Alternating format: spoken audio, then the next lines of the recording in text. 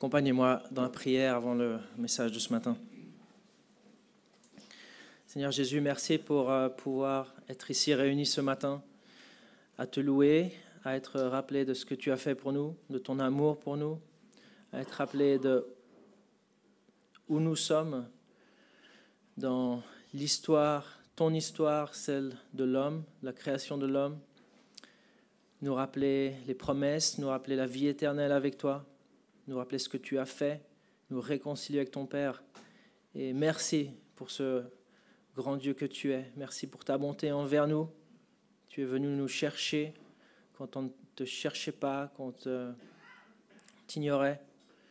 Et tu t'es révélé à nous. On te remercie, on te bénit de ce que tu nous as attirés à toi.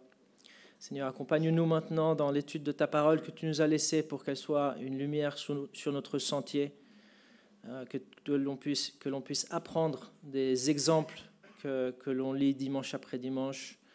On te le demande au nom de Jésus, ton Fils. Amen. Donc, on continue notre série sur le livre des Actes qu'on a intitulé « Actes, Jésus continue d'agir ». Et aujourd'hui, on sera au chapitre 17, l'Évangile à Thessalonique et à Bérée. Pour rappel, Paul, dans son deuxième voyage missionnaire, parce que c'est le deuxième voyage missionnaire qu'on est en train de voir, était parti d'Antioche en Syrie, donc sur la droite, et il avait traversé ce qui est la Turquie, et il y a 3 semaines, on avait vu qu'il était arrivé à Philippe, et on avait parlé de Lydie et du geôlier qui s'était converti, qui s'était tourné vers le Seigneur à Philippe, et qui s'était fait baptiser. Et on a eu notre culte de baptême la semaine dernière, où on a parlé de nouveau de Lydie et du geôlier, en fait, surtout parce que le texte nous dit que leur famille a été baptisée. Et donc, on a parlé brièvement du baptême des bébés la semaine dernière dans notre culte de baptême. Mais aujourd'hui, c'est l'évangile dans la prochaine ville, à Thessalonique et à Bérée, sur la diapositive en haut à gauche. Donc, je vous invite à lire avec moi au chapitre 17, versets 1 à 15.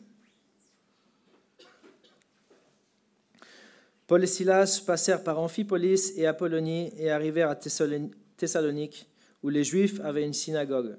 Paul y entra conformément à son habitude. Pendant 3 sabbats, il discuta avec eux à partir des Écritures, en expliquant et démontrant que le Messie devait souffrir et ressusciter. Ce Jésus que je vous annonce, disait-il, c'est lui qui est le Messie. Quelques-uns d'entre eux furent convaincus et se joignirent à Paul et à Silas, ainsi qu'un grand nombre de non-juifs qui craignaient Dieu et beaucoup de femmes importantes. Cependant, les Juifs restés incrédules prirent avec eux quelques vauriens qui traînaient sur les places, provoquèrent des attroupements et semèrent ainsi le trouble dans la ville. Puis ils se rendirent à la maison de Jason et cherchèrent Paul et Silas pour les amener vers le peuple. Ne les ayant pas trouvés, ils traînèrent Jason et quelques frères devant les magistrats de la ville en criant « Ces gens qui ont bouleversé le monde sont aussi venus ici. » Et Jason les a accueillis. Ils agissent tous contre les édits de l'empereur en prétendant qu'il y a un autre roi, Jésus. Par ces paroles, ils troublèrent la foule et les magistrats qui ne relâchèrent Jason et les autres qu'après avoir obtenu d'eux une caution. Aussitôt, les frères firent partir de nuit Paul et Silas pour Bérée. Dès leur arrivée, ils entrèrent dans la synagogue des Juifs. Ces derniers avaient des sentiments plus nobles que ceux de Thessalonique. Ils accueillirent la parole avec beaucoup d'empressement et ils examinaient chaque jour les Écritures pour voir si ce qu'on leur disait était exact. Beaucoup d'entre eux crurent donc, ainsi que, parmi les non-juifs, un grand nombre de femmes en vue et d'hommes. Mais quand les Juifs de Thessalonique apprirent que Paul annonçait la parole de Dieu aussi à Bérée, ils y vinrent pour agiter et troubler la foule. Alors les frères firent aussitôt partir Paul du côté de la mer, tandis que Silas et Timothée restaient à Bérée. Ceux qui accompagnaient Paul le conduisirent jusqu'à Athènes, puis ils repartirent chargés de transmettre à Silas et à Timothée l'ordre de le rejoindre au plus tôt.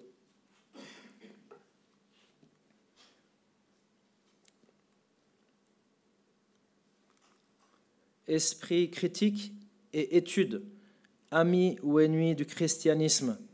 C'est le titre que je donne un peu à la prédication de ce matin. Donc, comme on l'a dit, Paul arrive à Thessalonique et, comme à son habitude, il rentre dans une synagogue. Il rentre dans une synagogue pour parler de Jésus. Comme on l'a dit dans le passé, cette habitude, cette coutume de rentrer dans une synagogue n'était pas un manque de respect envers les Juifs. Certains pensent que c'est peut-être un manque de respect d'aller parler de Jésus dans un lieu de culte juif comme une synagogue. Mais ce n'était pas le cas, en tout cas pas à l'époque de Paul. Ce que faisait Paul, cette habitude de rentrer dans une synagogue à chaque fois qu'il arrivait dans une nouvelle ville, n'était pas un manque de respect, mais une conviction que les Juifs avaient un droit prioritaire d'entendre la bonne nouvelle. En d'autres termes, il y avait une raison théologique derrière l'habitude de Paul. Paul voulait annoncer la bonne nouvelle aux Juifs d'abord parce qu'il comprenait que, ne soyez pas choqués, Paul comprenait que la bonne nouvelle était pour les Juifs d'abord. Alors pourquoi Jésus est d'abord pour les Juifs? On a parlé de ça en détail en Acte 10, et je vous invite à réécouter. Mais en résumé, c'est parce que Dieu leur a promis à eux qu'il apporterait un sauveur pour eux. Pour Paul, c'était très clair que l'évangile est d'abord pour les Juifs. Regardez ce qu'on a déjà vu les mois derniers. En Acte 13, 46, Paul dit « C'est à vous d'abord », il parle des Juifs, « c'est à vous d'abord que la parole de Dieu devait être annoncée ». Dans son épître aux Romains, premier chapitre, une des premières choses qu'il dit, c'est la chose suivante. « En effet, je n'ai pas honte de l'évangile, c'est la puissance de Dieu pour le salut de tout homme qui croit, du juif d'abord, mais aussi du non-juif. » Et cette manière de voir les choses, ce n'était pas en fait unique à Paul. Ce n'était pas l'invention de Paul. Cette manière de voir les choses par rapport à la priorité de l'évangile pour les Juifs, c'est quelque chose que d'autres apôtres aussi croyaient. On a vu, ça fait déjà presque un an, mais Pierre, écoutez ce que dit Pierre. Pierre dit la chose suivante, c'est pour vous d'abord, en parlant à des Juifs, c'est pour vous d'abord que Dieu a fait surgir son serviteur Jésus et il l'a envoyé pour vous bénir en détournant chacun de vous de ses mauvaises actions. Et on pourrait se dire, ok, les apôtres, ils pensaient tous comme ça, mais peut-être pas Dieu, peut-être pas Jésus. Mais en fait, non. Cette pratique ne venait ni de Paul, ni de Pierre, mais c'est carrément Jésus qui l'avait voulu ainsi. Regardez ce que Jésus dit en Matthieu 10, versets 5 à 6. Je lis les versets. Ce sont les 12 que Jésus envoya après leur avoir donné les instructions suivantes. N'allez pas vers les non-juifs et n'entrez pas dans les villes des Samaritains. Allez plutôt vers les brebis perdues de la communauté d'Israël. Dieu avait fait une promesse aux Juifs, pas aux non-Juifs.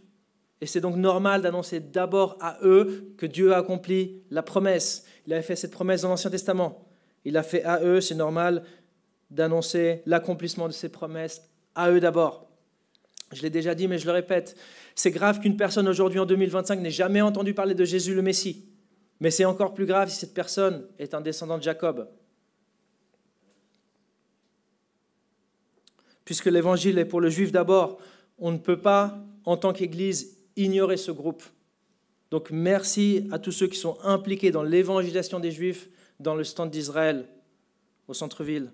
Je vous dis une chose, même s'ils n'acceptent pas souvent la bonne nouvelle de Jésus, ils sont toujours super émus qu'on soit là pour leur partager la bonne nouvelle. Toujours, surtout dans les temps qu'on vit. Maintenant, dans l'habitude de Paul et Barnabas de rentrer dans les synagogues, quand ils arrivaient dans une ville pour prêcher Jésus, pour proclamer Jésus, il y avait aussi une raison stratégique. Il y avait une raison théologique et il y a une raison stratégique aussi. Paul et Barnabas auraient pu trouver des Juifs en dehors des synagogues, mais la synagogue avait un autre avantage. C'était là où se trouvaient les non-Juifs qui avaient un cœur préparé. Dans les synagogues, il y avait aussi ceux qui s'attachaient au Dieu d'Israël sans être juifs. Regardez le verset 4 avec moi. Quelques-uns d'entre eux, de ces juifs, quelques-uns d'entre eux furent convaincus et se joignirent à Paul et à Silas, ainsi qu'un grand nombre de non-juifs qui craignaient Dieu et beaucoup de femmes importantes. Les synagogues regroupaient des non-juifs qui craignaient Dieu. Ces gens-là avaient reconnu la différence entre le polythéisme idolâtre de l'Empire romain dans lequel ils vivaient et le monothéisme des Juifs. Ils avaient décidé de s'attacher au Dieu d'Israël, même s'ils ne se convertissaient pas complètement au judaïsme. C'était des gens qui étaient préparés, qui avaient un cœur préparé, ou du moins une tête préparée. Ils connaissaient, ils savaient que l'Ancien Testament annonçait la venue dans le futur d'un roi libérateur et sauveur. Ils attendaient ce roi libérateur et sauveur, ils savaient ce que disaient les Écritures. Ces gens-là avaient un cœur préparé, ou du moins une tête préparée. Ils savaient ce que l'Ancien Testament disait sur la venue du Messie. Donc il y avait une raison stratégique aussi. En parlant de l'habitude de Paul de rentrer dans les synagogues, dès son entrée dans une ville, le commentateur Stanley Toussaint dit la chose suivante. Les païens dans les synagogues étaient un champ fructueux pour semer l'évangile parce qu'ils connaissaient déjà l'Ancien Testament et son anticipation du Messie. Maintenant, pour évangéliser ces gens qu'on trouvait dans les synagogues, juifs et non-juifs, qui s'attachaient au Dieu d'Israël sans se convertir complètement au judaïsme, Paul a une technique ou une approche. Et ouais, il y a différentes approches pour partager l'évangile. Ça dépend de ton audience. Ça dépend de ton audience. Si tu partages l'évangile à des gens qui ont une connaissance de l'Ancien Testament ou pas. Aujourd'hui, on voit comment Paul partageait l'évangile à des gens qui ont une connaissance de l'Ancien Testament. La semaine prochaine, on verra comment Paul partage l'évangile à des gens qui n'ont pas de connaissance du Dieu de la Bible ou de l'Ancien Testament, à Athènes. Il y a des approches différentes. Et l'approche sera toute différente la semaine prochaine, vous verrez. Mais ici, Paul retrouve son audience là où elle est, au niveau des Écritures. Je relis le verset 2 et 3. Paul y entra conformément à son habitude. Pendant 3 sabbats, il discuta avec eux à partir des Écritures, en expliquant et démontrant que le Messie devait souffrir et ressusciter. Ce Jésus que je vous annonce, disait-il, c'est lui qui est le Messie. Mes amis, ce texte nous rappelle que la mission auprès des Juifs consiste à les persuader que Jésus est le Messie annoncé dans les Écritures. Le cœur du problème, c'est l'identité de Jésus. Messie ou pas Messie? Homme, prophète ou carrément fils de Dieu? Mes amis, la grande différence entre le christianisme et le judaïsme, ce n'est pas l'éthique ou les principes moraux. Le judaïsme biblique n'est pas inférieur éthiquement parlant. Tu aimeras ton prochain comme toi-même n'est pas l'invention du Nouveau Testament chrétien, mais de l'Ancien Testament juif. C'est dans Lévitique 19-18. La grande différence entre le christianisme et le judaïsme n'est même pas la grâce, la place de la loi dans la vie du croyant ou le moyen d'être sauvé. On était sauvés par grâce aussi dans l'Ancienne Alliance. Mes amis, la grande différence entre le judaïsme et le christianisme, c'est ce qu'on fait et ce qu'on croit de Jésus. Est-il le Messie, le Fils de Dieu, ou ne l'est-il pas? La différence, c'est l'identité de Jésus. C'est central. Dans un de mes premiers cours de théologie, le professeur a demandé à la classe, « Savez-vous quel est le tournant des 3 évangiles synoptiques ?» Ceux qui étudient la structure narrative des évangiles remarquent que les 3 évangiles synoptiques, Matthieu, Marc et Luc, ont tous un même et unique tournant décisif. Un épisode qui marque un avant et un après dans la narration. Après quelques secondes de silence, certains étudiants levèrent leurs mains. La mort de Jésus? Non. La résurrection de Jésus? Non, pas non plus. Je n'ai pas dit l'élément central, j'ai dit le tournant des évangiles. La classe est restée muette. Personne n'avait la réponse. Puis le professeur a dit, la confession de Pierre. La confession de Pierre, ce moment où Pierre, après que Jésus demande à ses disciples, « Qui dites-vous que je suis ?» a répondu, « Tu es le Messie, le Fils du Dieu vivant. » Ça, c'est le tournant décisif dans les 3 évangiles synoptiques, selon ceux qui étudient le schéma narratif, la structure des récits. Ça marque un avant et un après, c'est central. Mon ami, une bonne perception de qui est Jésus marque un tournant non seulement dans les évangiles, mais dans ta vie aussi. Est-ce que Jésus est le Messie? Est-ce qu'il est ton roi sauveur, ton libérateur? C'est la différence fondamentale entre le judaïsme et le christianisme. Pour le reste, on est assez proches. On parle des valeurs judéo-chrétiennes, justement, parce que pour le reste, on est très proches. Donc Paul et Silas concentrent leur discussion sur l'identité de Jésus comme Messie. Et ils ont premièrement démontré que selon l'Ancien Testament, que eux croyaient, le Messie devait mourir et ressusciter. Et là, je ne sais pas, mais il est probablement allé dans des passages clés, psaume 2, psaume 16, psaume 110, qu'il avait déjà utilisé avant dans le livre des Actes, on le voit dans Acte 13, où il va chercher ces passages-là qui démontrent que le Messie devait mourir et ressusciter. Il est certainement allé voir Ésaïe 53, qui dit qu'il était blessé pour nos péchés, brisé pour nos iniquités, que le châtiment qui nous donne la paix est tombé sur lui, et que c'est par ses meurtrissures que nous sommes guéris. Il est certainement allé à ces passages-là pour démontrer que selon les Écritures, le Messie devait mourir et ressusciter. Et après, il a dit, Jésus de Nazareth. Jésus de Nazareth a fait tout ça. Il est mort et ressuscité et plein d'autres choses. Il est né à Bethléem. Il a guéri des aveugles, comme l'annonçaient les Écritures. Il a fait marcher des boiteux, comme l'annonçaient les Écritures.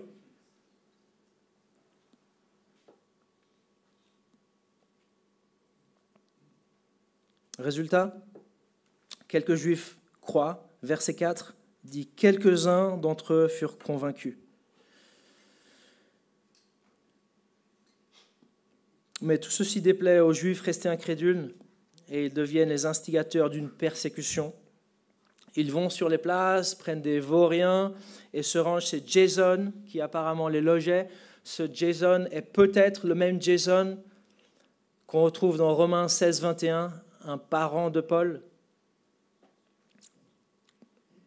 Heureusement pour Paul et Silas, quand la foule arrive chez Jason, elle ne les trouve pas. Mais elle prend donc Jason et quelques frères et sœurs qui étaient là et il les traîne devant les magistrats et devant la foule. Et il les accuse de quelque chose de très grave, une sédition, une révolte. C'était une très mauvaise, très vicieuse accusation. Regardez, verset 6. Prenez à la moitié du verset 6. Ces gens qui ont bouleversé le monde sont aussi venus ici et Jason les a accueillis. Ils agissent tous contre les édits de l'empereur en prétendant qu'il y a un autre roi, Jésus. L'accusation, elle est méchante et vicieuse. Elle est vicieuse parce qu'il y a du vrai et du faux. Oui, Paul et Silas disaient que Jésus était roi, mais ils ne disaient pas de désobéir à l'autre roi, petit R, l'empereur romain, Claude à l'époque. Ces deux rois n'agissent pas dans la même sphère d'autorité. Le chrétien peut et doit rendre à César ce qui est à César et à Dieu ce qui est à Dieu. Le christianisme ne s'oppose pas aux autorités civiles tant que celles-ci agissent dans leur sphère d'autorité. Selon 1 Pierre 2,7 et Romains 13, on est appelé à se soumettre aux autorités établies. Et Paul et Silas se soumettaient aux autorités établies. Donc c'était méchant et vicieux ce qu'il disait là. Cette accusation était méchante et vicieuse. Donc Paul et Silas doivent fuir. Ils fuient et ils arrivent à Bérée, la prochaine ville. Pas encore. Ils arrivent à Bérée, la prochaine ville. Je crois que je ne l'ai pas mis. Voilà. Et là, ils rentrent dans une synagogue et là, les choses se passent bien. Les choses se passent bien, ce n'est pas toujours le cas, mais là, les choses se passent bien. Selon leur habitude, Paul et Silas rentrent dans la synagogue de nouveau. Et là, ils rencontrent une culture différente de celle de Thessalonique. On peut relever 3 qualités chez ces Juifs béréens. Et ces qualités, on les trouve au verset 11. Alors regardez-les avec moi.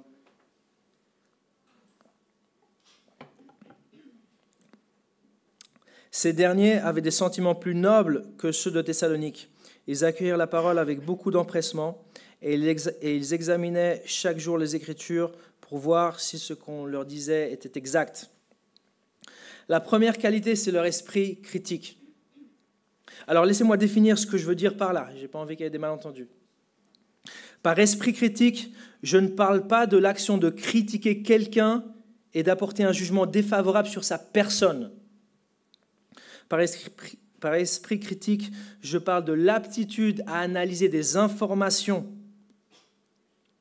les soumettant à la raison, la documentation et à la démonstration. Ça, c'est une qualité.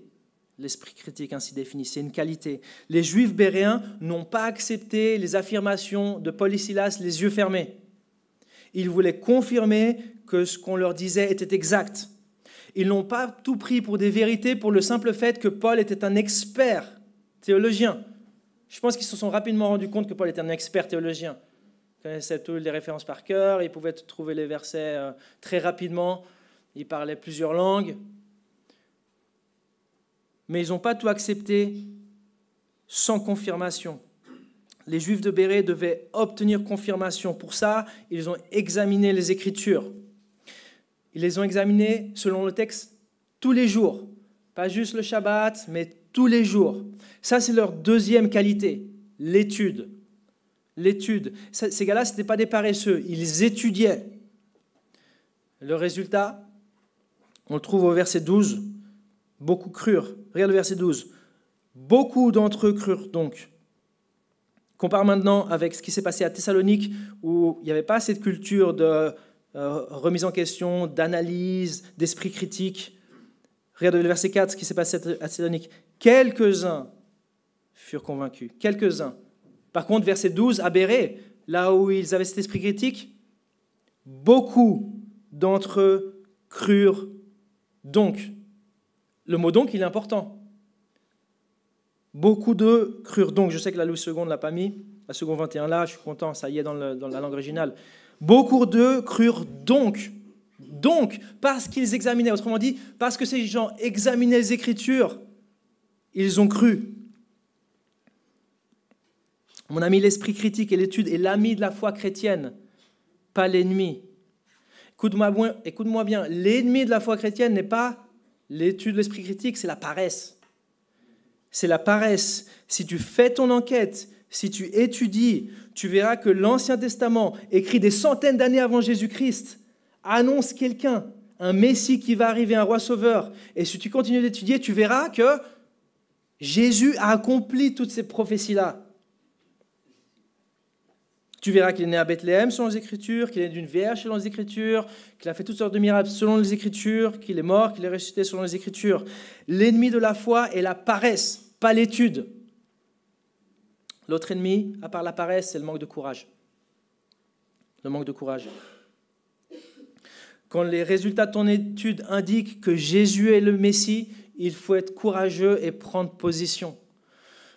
Quand tu analyses et les preuves te montrent que Jésus est vraiment le libérateur qui devait venir, il faut que tu sois courageux et que tu crois le message. Quand tu vois toutes ces choses après étude, il faut être courageux et croire en Jésus, même si ça peut te coûter beaucoup.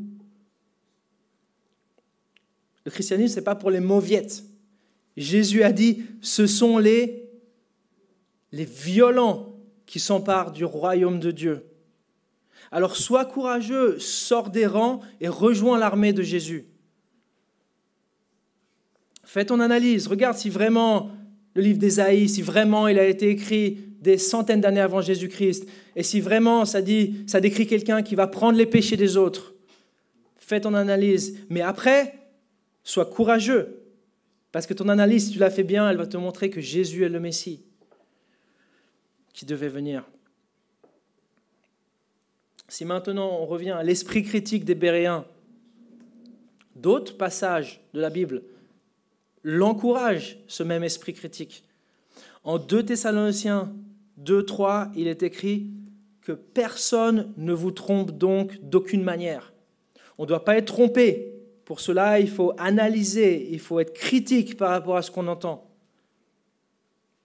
En Éphésiens 5:6, il est écrit que personne ne vous trompe par des paroles sans fondement. Il faut qu'on analyse s'il y a des fondements dans ce qu'on entend. On doit être critique des choses qu'on entend. Il faut se poser la question, sont-elles cohérentes avec ce que dit la Bible? Vont-elles à son encontre?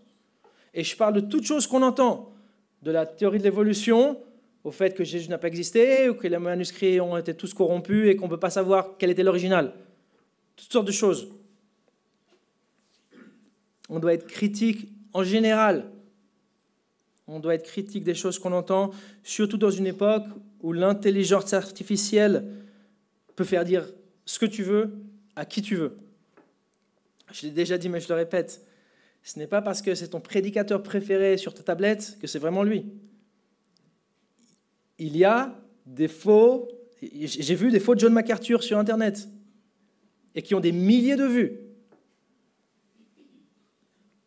Il faut être critique. Que quelque chose soit bien dit ou bien présenté ne veut pas dire que c'est vrai. Que quelque chose soit bien dit ou présenté ne veut pas non plus dire que c'est vrai. Colossiens 2,4 dit que personne ne vous trompe par des discours séduisants. La forme ne compense pas le fond. Je ne veux pas créer de fausses dichotomies, mais si on devait choisir entre le fond et la forme, il faudrait toujours choisir le fond d'abord. Le fond est plus important. L'important, ce n'est pas l'emballage, c'est ce qui est dedans. Satan va utiliser son meilleur papier cadeau pour emballer les meilleurs mensonges. Examine ce que tu écoutes. Sois critique. Regarde dans la Bible si c'est bien vrai. L'esprit critique est bon, il n'est pas mauvais.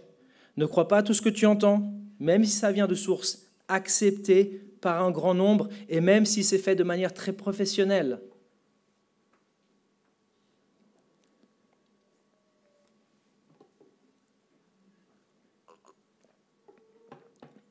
Maintenant, n'entendez pas ce que je n'ai pas dit. On doit être critique, pas fermé. Ce n'est pas la même chose. On peut être critique tout en étant ouvert d'esprit. Si tu es fermé, tu es dans le même danger que ceux qui ne sont pas critiques. C'est deux problèmes opposés. Souvent, ça caractérise deux types de personnes. L'un accepte tout naïvement et l'autre n'accepte rien par défaut. On ne doit pas être fermé. Les Béréens n'étaient pas fermés. Ils n'étaient pas fermés quand on leur a dit que Jésus était le Messie. Le texte dit qu'ils ont accueilli la parole avec beaucoup d'empressement. Ils n'ont pas dit « Désolé Paul, on a déjà entendu ces histoires, tu peux aller à la prochaine ville ». Ça, c'est la troisième qualité des Béréens. C'est une qu'on n'en parle pas souvent. La troisième qualité des Béréens, c'est leur ouverture d'esprit. Ils étaient ouverts d'esprit. Être ouvert d'esprit, c'est ne pas rejeter toute nouvelle idée d'entrée. C'est ne pas rejeter d'entrée une idée parce qu'elle est minoritaire ou elle est crue par une minorité. Une personne ouverte d'esprit dit « pourquoi pas ?» Et si ? Ça, c'est une qualité, être ouvert d'esprit. Les Béréens étaient ouverts d'esprit. Ils n'ont pas tout rejeté, ils ont analysé, ils ont reçu, ils se disent « ok, on va voir si c'est vrai ». Et après, ils ont été critiques, ils ont examiné. Ces deux qualités doivent aller ensemble. En 1 Thessaloniciens 5, 21, il est écrit « examinez toutes choses, retenez ce qui est bon ». Ce n'est pas écrit « examinez certaines choses ». C'est écrit « examinez toutes choses, retenez ce qui est bon ». Il faut qu'on soit ouvert d'esprit. Celui qui est fermé, il est dans le même danger que celui qui n'est pas critique. L'esprit scientifique, l'esprit noble, parce que le texte dit qu'ils étaient plus nobles que ceux de Thessalonique, l'esprit noble n'est pas fermé, il est critique. Il y a une différence. Alors voilà pour ces Juifs béréens qui doivent nous servir d'exemple. Et donc je réponds à la question. L'esprit critique et l'étude sont les alliés du christianisme. L'esprit critique, comme je l'ai défini tout à l'heure. Donc maintenant, j'aimerais terminer brièvement en parlant de cette entraide entre chrétiens, parce qu'on la voit dans le texte ici. Je ne parle pas de l'entraide entre êtres humains, bien que ça soit un thème important, mais de l'entraide entre personnes de la famille de Dieu. Le Nouveau Testament parle le plus souvent, non pas de l'entraide en général, mais de l'entraide entre chrétiens, entre disciples de Jésus. Cette entraide ou cette solidarité, on la voit ici dans notre texte, avec les différents frères et sœurs qui ont aidé Paul et Silas. Le premier, c'est Jason, qui a logé Paul et Silas et probablement son équipe. Jason s'est exposé pour Jésus et pour la bonne nouvelle en recevant un agitateur, en recevant Paul. Et nous, serions-nous prêts à recevoir un chrétien comme Paul? Jason a subi des dommages collatéraux, pour ainsi dire. Il a été emmené devant les magistrats, il a été traîné devant les magistrats, il a dû payer une caution. Et nous, sommes-nous prêts à souffrir des dommages collatéraux pour nous unir à ceux qui proclament la vérité? Plus que jamais, il faut être soudés. Nous, les chrétiens, on doit s'entraider, pas se tirer dessus. Il y a déjà des gens qui nous tirent dessus. Ce qu'il faut, c'est être soudés avec ceux qui proclament la vérité, comme Jason, qui a logé Paul, peut-être même qu'il l'a caché. Le texte ne dit pas qu'ils étaient partis. Le texte dit qu'ils ne les ont pas trouvés. Peut-être il a fait comme Rahab, il a caché Paul et Silas. Il faut être soudés, il faut s'entraider comme ces chrétiens de Thessalonique qui ont fait partir Paul de nuit, le texte le dit. Et à Bérée, ça s'est mal passé aussi parce que les Juifs de Thessalonique sont arrivés, et à Bérée, Paul aussi a dû partir subitement, aussitôt. Et les frères l'ont aidé, et les frères l'ont escorté jusqu'à Athènes. L'avancée de l'évangile a été possible parce qu'il y avait une équipe soudée. Tous prenaient leur place dans la mission derrière un seul maître, pas Paul, mais Jésus. Sois solidaire avec les chrétiens qui proclament l'évangile. Participe à la mission de ta manière. Peut-être tu n'es pas appelé à être un Paul ou un Silas, mais tu es appelé à être un Jason ou un de ses frères qui a aidé un autre frère. On est un seul corps et il faut qu'on soit soudés, les chrétiens. C'est ce qu'on voit, c'est ce qui a permis l'avancée de la mission. Paul tout seul, il n'aurait rien pu faire. Si ce n'était pas pour l'hospitalité de Jason, de Lydie avant, on va voir l'hospitalité d'autres personnes, il n'aurait rien pu faire. L'avancée de l'évangile a été possible grâce à la solidarité des croyants. Chacun prenait sa place. Chacun cédait, il ne se tirait pas des balles dans les pieds. On est un seul corps avec tous les chrétiens entre nous, mais tous les chrétiens du monde, on est un seul corps. Et c'est aussi ce qu'on va se rappeler dans le moment de Sainte Seine tout à l'heure. Mais je finis simplement dire que voilà, la semaine prochaine, on va voir l'évangile à Athènes. Paul arrive à Athènes et là, situation toute différente.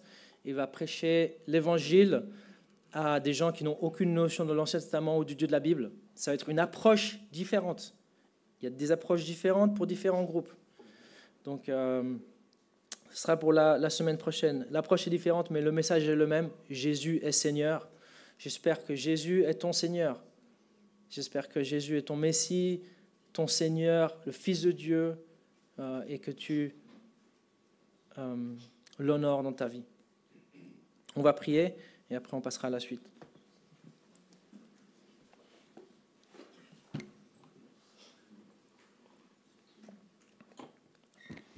Seigneur, merci pour la grâce que tu nous as fait d'avoir cru que tu es le Messie, le Fils de Dieu, celui qui était promis, celui qui nous sauve, celui qui est notre roi. Seigneur, je te demande, je prie pour tous les êtres humains, en particulier le peuple élu, le peuple de l'Ancienne Alliance, les Juifs, pour qu'ils te reconnaissent comme leur Messie. Je te prie qu'on puisse prendre instruction de ces Juifs béréens qui examinaient dans les Écritures pour voir si ce qu'ils écoutaient était exact, qu'on puisse être des gens qui ne se laissent pas influencer par toutes sortes de messages qu'on entend, et on sait que Satan est le prince de ce monde, qu'il y a toutes sortes de messages qui ne sont simplement pas cohérents avec la vérité de la Bible. Et nous, à être critiques, réveille ceux qui doivent être réveillés. Et nous aussi à ne pas être fermés d'entrée, mais à être ouverts d'esprit et compenser cette ouverture d'esprit par une analyse, une examination de voir si les choses sont correctes et sont ainsi. Je te demande que tu nous gardes dans la suite de ce culte, dans ce moment de Sainte Seine aussi, où on va se rappeler qu'on est un corps et nous être unis, à nous entraider, les chrétiens, les vrais chrétiens. Tu veux qu'entre chrétiens, on soit soudés, il y ait une entraide forte, qu'on puisse tirer à la même corde et prier les uns pour les autres. Au nom de Jésus. Amen.